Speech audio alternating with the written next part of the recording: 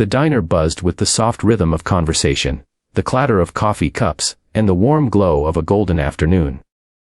But in a single, breath-stopping instant, that comforting hum shattered, replaced by cruel laughter and the splash of cold water. The room fell silent. A glass had tipped, sending a wave of icy water cascading over a young pregnant woman seated quietly in the corner booth. Her plate of pancakes shook as she gasped, water dripping down her cheeks, soaking her blouse and jacket.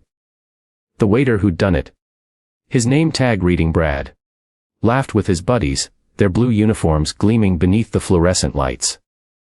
None of them knew the truth. The woman they'd just humiliated wasn't just another customer. She was married to a man walking through that very door. A man who'd once belonged to the Hells Angels. A man who had traded chaos for love. If you believe in kindness, redemption, and second chances, please like, share, and subscribe to Stories of Kindness. Because what happens next is a reminder that compassion can reach even the hardest hearts. Her name was Grace Holloway.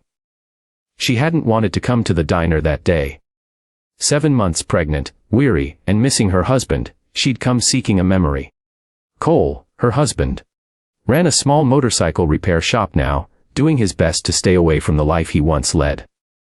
For years, he'd ridden with the Hells Angels. Tough, loyal, and feared. But when he met Grace, he promised her peace. He vowed that their child would grow up in a world without fear or violence.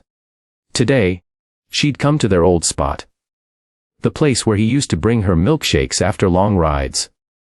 She sat in their booth, gently tracing her fingers along the chrome edge of the table, lost in thought. When Brad, the waiter, came to her table, she sensed his irritation. Maybe it was because she'd asked him to reheat her cold meal. A small request that bruised his pride. "We're not running a 5-star restaurant," he muttered, voice dripping with sarcasm. Grace said nothing.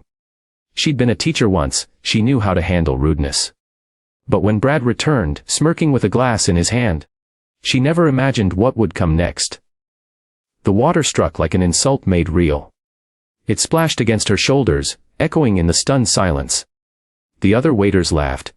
A cruel, sharp sound that cut deeper than the cold ever could. Grace froze, her chest tightening. Every gaze in the diner turned toward her. Some with pity, others simply watching. Her hands instinctively moved to her belly as she trembled, struggling to hold herself together. Her lips parted, but no words came. Then, the bell above the door chimed. Laughter died. 5 men stepped inside. Leather vests, heavy boots thudding on the checkered floor. The Hells Angels patch glinted on their backs. At their head was Cole Holloway. His eyes found her instantly. His wife, drenched and shaking. And then shifted to the waiters, frozen mid-laugh. His face drained of color, then burned red. His jaw clenched. Grace looked up, tears streaking her face, and their eyes met. Her hurt, his fury. Everything unspoken hanging in the air. Cole didn't shout. He didn't have to. His silence was thunder. He stepped forward slowly, his brothers fanning out behind him. The air thickened, even the customers could feel the tension like a gathering storm.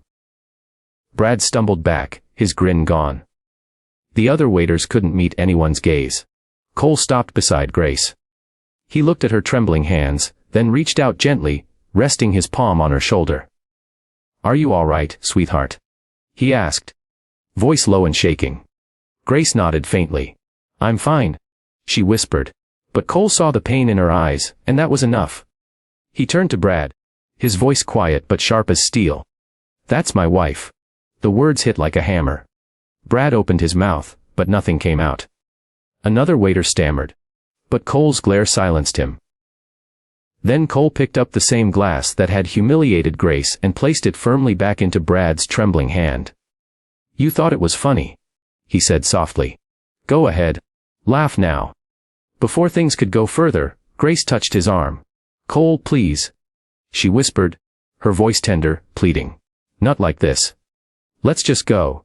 Her calm broke through his anger like light through clouds. She stood, dripping, fragile, yet unbroken.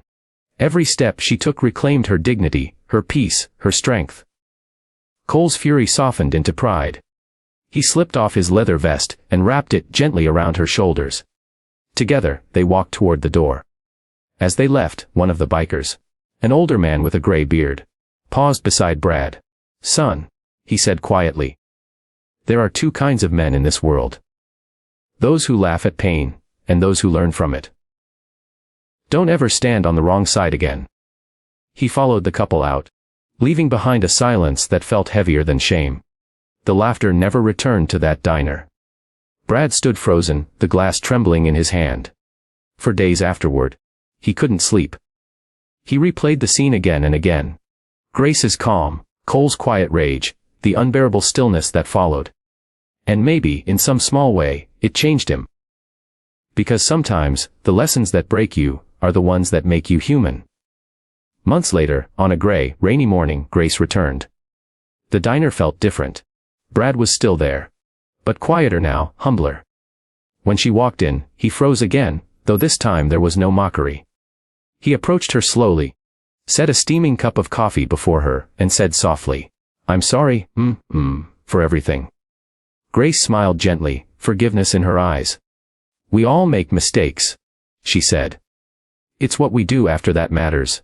Outside, thunder rolled. But inside that little diner, something had healed. If this story touched your heart or reminded you that everyone deserves kindness, even those who've fallen, please like, share, and subscribe to Stories of Kindness. Because the world needs more compassion, and more stories that restore faith in it. Before you go, tell us in the comments. Do you believe people can truly change when shown kindness? As Grace walked out of the diner one last time, her newborn held close, a leather jacket waited by the door. A quiet reminder that strength and gentleness can live in the same heart.